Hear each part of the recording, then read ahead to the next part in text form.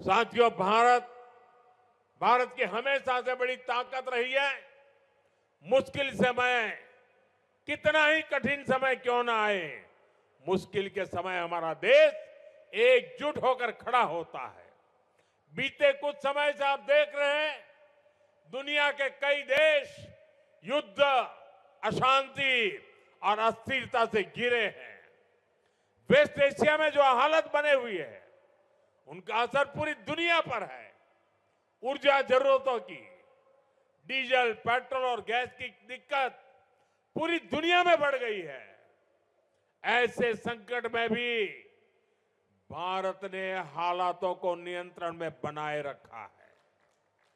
इसके पीछे देश की सफल विदेश नीति और देशवासियों की एकजुटता की सफलता की ताकत है। लेकिन भाइयों बहनों, दुर्भाग्य देखिए, हमारे देश में कुछ राजनीतिक दल वैश्विक संकट के दौर में भी राजनीतिक रोटियां सेकने के बाज नहीं आ रहे। इसी सियासी षड्यंत्र में सबसे आगे कोई है तो कांग्रेस पार्टी है।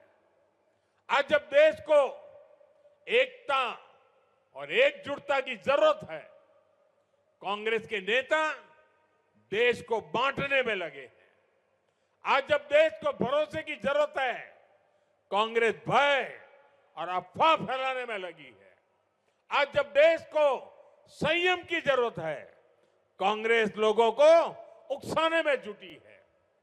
राजनीतिक गिद्धों की तरह कांग्रेस इंतजार में है कि कब देश परेशानी बढ़े और उसके बहाने उनको सियासी फायदा मिले।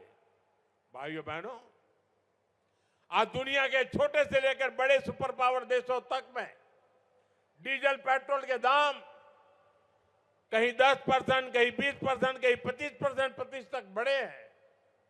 लेकिन भारत इसका असर देश की जनता पर नहीं पड़ने दे रहा है।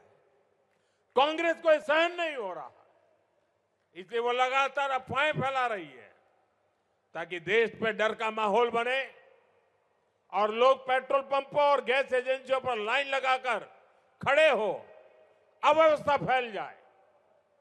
उसे लेकर ये लोग दुष्प्रचार करें, ये इनकी मंशा है। साथियों, सत्ता से दूरी कांग्रेस पार्टी को बौखला कर देती है। अभी दिल्ली में हुई ग्लोबल एआई समिट में भी आपने देखा है, दुनिया भर के मेहमान यहां थे।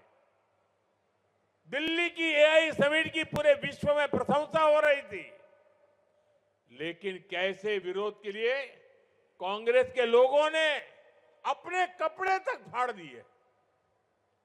इनकी कोशिश थी कि दुनिया के सामने भारत की छवि खराब हो।